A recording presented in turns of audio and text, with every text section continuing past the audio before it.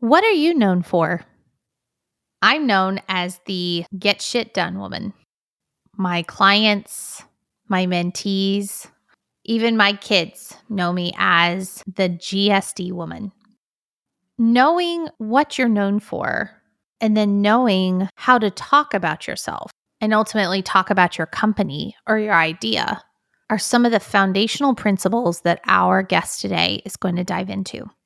She often talks and asks the question, so what? Why do I need to hire this person? Why do I need this product? Why do I need this service? So what? She has led organizations, she has led teams, she has coached and consulted for some of the biggest names. She challenges these organizations to say, so what? And then also helps them to unpack and to effectively communicate, what are you known for? We're going to dive in and talk about how communicating with confidence and clarity is going to help you get shit done. Let's jump into the conversation today with Tissa Richards.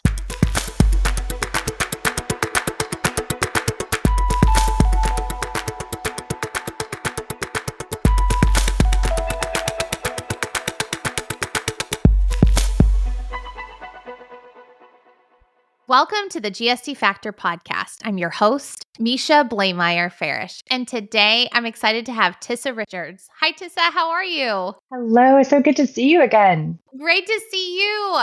So, Tissa, tell our listeners a little bit about you and your story. Absolutely. So I run a great company now where we help leaders and teams become great communicators, great leaders with a lot of confidence so that they can hit all of their outcomes that they need to, whether it's revenue goals or productivity or growing their companies. And we do that by really helping them become much more confident communicators, understanding their leadership styles, their values. And I sort of came to this after a previous career as a software startup founder and CEO. Awesome. And what I love, as we were talking before the show started, was you are helping leaders with that effective communication and affecting with confidence and clarity to get shit done. And that's, what we love talking about here on the show. But let's dive into that a little bit more, right? You are out there working with organizations and leaders of organizations, but also leaders of teams. And so what are you seeing and hearing from the front lines out there as there's a lot going on in our world today? And what are you hearing from these leaders and organizations that we can turn around and share with our other entrepreneurs and founders that are listening today? Yeah, I think there's probably two big themes that have come up in the past year in particular, which is uncertainty and alignment. And I mean, uncertainty, I think we could all understand. The economy has been a little bit turbulent and there's just a lot of global uncertainty. So people really trying to figure out how to lead their teams through that. And uncertainty creates a lot of turbulence there, right?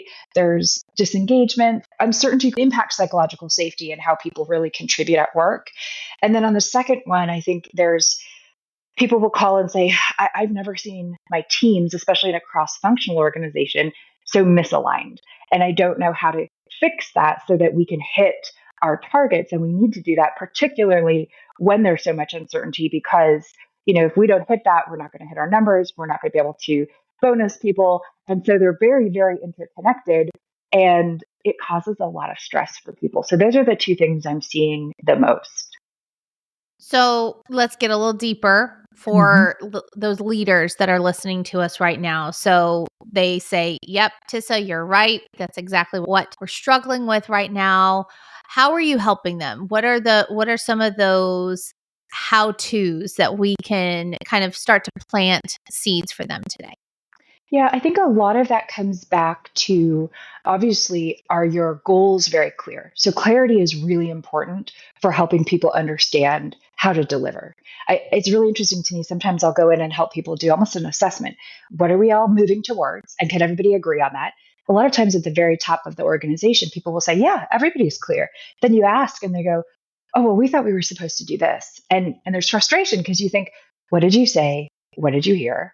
And then you ask people, what did you hear? And it's not the same thing. So there's the clarity piece, but clarity needs to be communicated.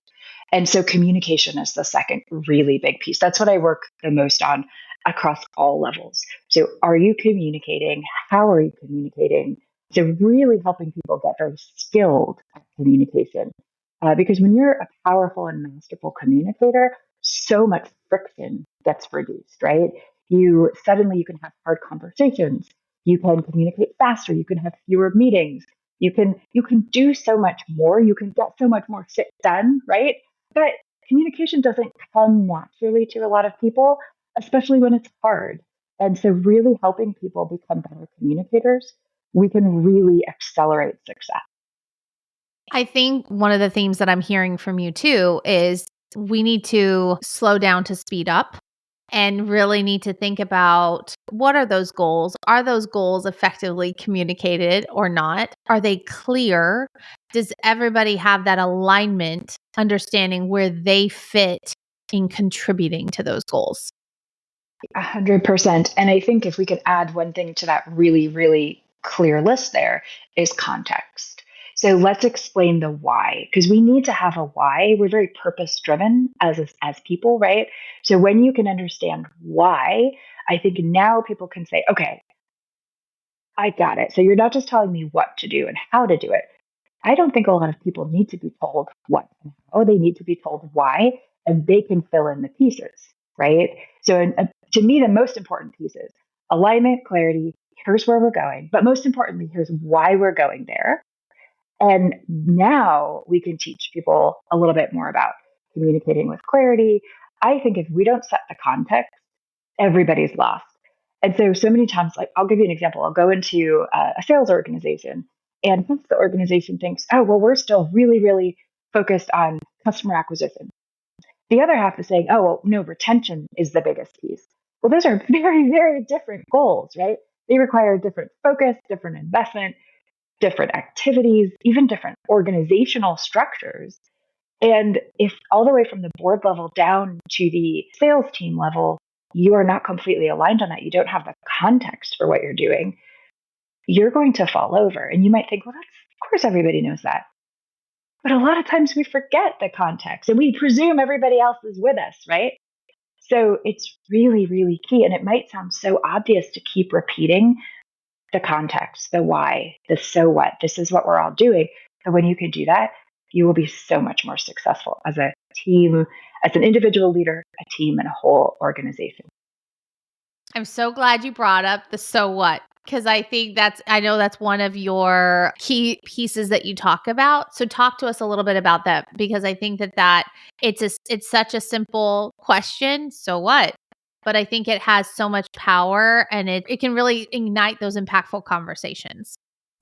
Yeah, let me give you a really clear example of a team I worked with. So it was a customer success team, and a lot of the metrics by which you measure the success of a team were plummeting. So NPS scores, engagement scores, and it was a SaaS company. So the company was going through a few things. They were retooling their product, they were moving support to a shared services model. So a lot of things were happening.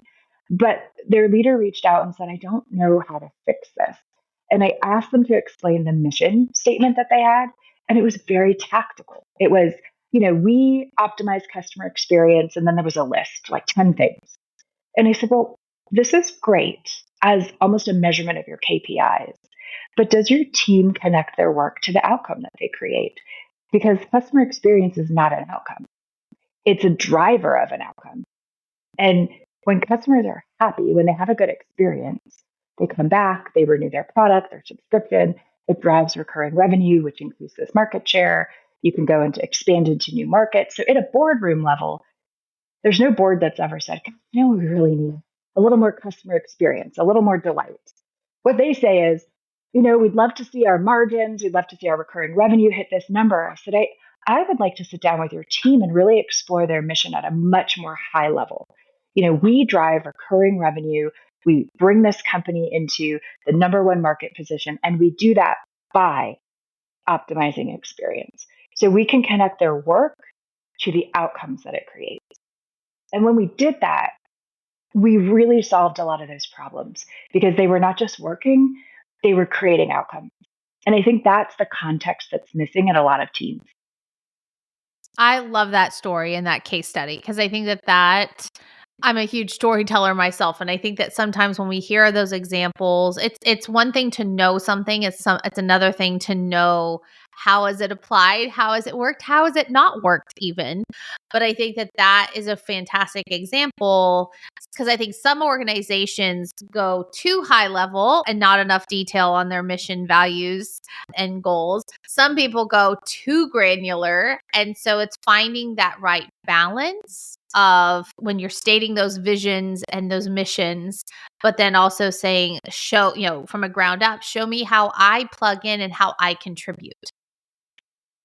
100%, right. And there's data that says that when people have a sense of purpose, engagement really, really spikes, profitability spikes, all of the important metrics of success really increase. And so, but how do you find purpose? Purpose is all about having a sense of why you are doing something. And that's connecting to the so what. So when someone tells me, oh, this is what I do, I kind of have this blank look on my face and I go, yeah, that's what you do and how you do it. Tell me the why. Tell me the so what. Take it all the way to the outcome. And so that's why I always say we've got to connect everything we do to the outcome it creates. Amazing. So now let's talk about your book, No Permission Needed, which is fantastic. And I got to hear you speak here in the Nashville area. But talk to us a little bit about when you are helping leaders unlock their leadership skills and you talk about eliminating that self-doubt and helping them ignite their potential. Yeah, I work with a lot of leaders at the C-suite level and then, their direct reports. And it's really interesting. You would think that people who have reached that level would be really confident and really be able to walk around talking about the value they bring and the outcomes they create. And 90% of leaders at that level, at every level, but at that level, experience self-doubt on a regular basis. And that's a really dangerous thing because, I say in the book, self doubt creates a vacuum and all sorts of things can rush into a vacuum, right? And so if you are not able to articulate so what and why you, no one is going to do it for you. And so when you think about the importance of self advocacy, you've got to be able to self advocate. And that's how we're going to create this next generation of great leaders is that ability to say, this is what I bring to the table. This is why it's important. These are the values that drive me. And the framework in the book to me is really important because it's what I call 3 I's. You identify your value, then you internalize it, and then you inform the people who matter, which is communication. But 3 I's sounded a little bit better than 2 I's and a C, but it's really about the same ability to get to the so what and then really believe your so what. What I love about that is we have so many entrepreneurs listening to our podcast, a lot of founders. So maybe put the lens on for them, right? You talk about you work with a lot of those C-suites, but let's reframe it for those founders and those entrepreneurs because I think it's so applicable to them. And if we can empower them and equip them with this early on, it's going to help them in their pitches. It's going to help them in their funding as they are seeding, as they are growing their organizations. And so talk to them a little bit for us for a minute, because I think that if we can equip this next generation of business owners and entrepreneurs and founders and leaders early on, I think that, we're going to change the world. So could we do this from 2 different lenses? Because I have been in those shoes. I've raised money. I've grown companies, and it's really hard and it's really grueling. So a lot of what I do today comes obviously out of that experience. So I want to answer your question in 2 ways. The first is, how do you talk about your company? How do you talk about your product and raise money? And then I'd like to do it in how do you keep your own personal resilience up? Because it's hard, right? So let's do first, how do you talk about your so what as a company? I would raise money really differently today. I think that so many times when you're a founder and you're raising money, you're very enamored with your technology or your product because it's your baby. You live and breathe it. It's literally integrated at a cellular level into your body. And so often and it is exactly this. It's the what it does and the how it does it. It's under the hood. And we forget to get to the so what. And so when you're talking to investors or even people, you dive at that level and they're literally looking at you saying, I don't really care how your mousetrap works. I don't even care that it's a mouse. I want to know the so what. And it can be a little bit high friction because you're thinking, but don't call my baby ugly, you know? And they're saying, I don't even care that it's a baby. I just want to know what it does. What's the so what? And so when I look at pitch decks, which still gives me hives because I did so many of them, I don't even, if I did raise money today, I would almost not talk at all about the product. I would talk only about the so what and get to the under the hood in the most minuscule way. Remember, go back to that customer experience example. Increase recurring revenue, expand market share. That's what people care about. That's the problem we're solving. And the how you do it is the tiniest part. I hate to say this, but it's kind of interchangeable with other products, other companies. Once you hook somebody and they go, that's what I need, that's the problem you're solving. Now tell me a little bit about how this is different from something else. But we tend to flip it and do it in reverse and say, here's the 10 ways that my product does this. And they go, does what? I don't care. You haven't anchored anything in my head yet. So we really communicate backwards and we've got to flip that. And I would raise money very differently and I'd probably be much more effective at it. And I had mentors telling me this, that I didn't listen. And now that I'm on the other side, I go, oh, they're really, really right. So kind of let go of your baby that you've created and really just talk in terms of the problem you're solving. How you're solving it is not that exciting to people. All right. So that was the first lens. Now Yeah. let's hear the second lens. Yeah. So this is really much more about that resilience, right? It's very tiring to be a founder. It's tiring to be, whether you're in corporate America as a leader, whether you're starting your own company, whatever it is. So this is about that ability to say, this is what I bring to the table. These are my non-negotiables. My favorite 3 words. I think you heard this in the keynote in Nashville, right? I'm known for. It's very powerful. You're stating the value you bring to the world and knowing your values. So I literally, I know that we're not on camera, but I have a post-it note that is always on my computer. And it says, these are my 3 most non-negotiable values. And so when you're raising money, when you're running a big team, whatever it is, you will be challenged. And knowing what you won't budge on and why when the stakes are low is really important, because then when the stakes are high, you won't be scrambling to remember them and figure it out. So it's almost like developing a muscle of resilience now before you need it, because it's really tiring. So I think if you can develop resilience as a muscle and practice it and develop it, when you need it, it will already be there. So good. All right. So Tissa, what are you known for? I'm going to flip the script a little bit. Yes, yeah. And it's funny. I help so many people with this that I don't get asked this a lot. And so I'm probably not as smooth at answering it as I should be. I think that I am known for helping leaders identify what they're known for so that they can deliver success for their teams and their organizations.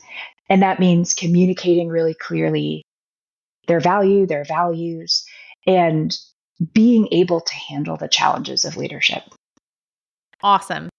When you are working out in corporate spaces, what is that biggest challenge that you're seeing in the market today for leaders and organizations? What's your pulse on everything at the moment? Again, I think people are overwhelmed. They're overwhelmed. There's new emerging technologies, there's AI, there's multiple generations in the workplace, there's uncertainty, there's a lot of turbulence. I've got people who have never met their teams because they're all over the world. So there's more things than ever before. It used to be maybe 1 challenge or 2. Now there's 5 or 6. I have people who will call me and say, okay, I got all my team reviews and 360s. I don't think they wrote this. This looks totally chat GPT generated. Or I've got people I'm managing who are they're on their phones in every meeting. And I said, well, maybe they're taking notes. At certain, Gen Z, they use their phones. I don't think they're surfing TikTok. I think they're taking notes. That's how this generation absorbs information. So leaders are really dealing with a lot of things, and it's helping sort of pause, absorb, integrate a lot of this information and this sort of like different modalities of technology and people, and sort of integrate it and say, okay, now how are we gonna take this communicate it, and be successful and not be stressed by it. All right, Tissa, what are you powerfully choosing in 2024? Yeah, I love this. I am powerfully choosing. There's a lot of demand. So the company is growing fast. So we're powerfully choosing who to work with, what to work on, and the areas in which to grow. So we only work with great people, great companies on the projects that we really love. You're being very intentional. Very.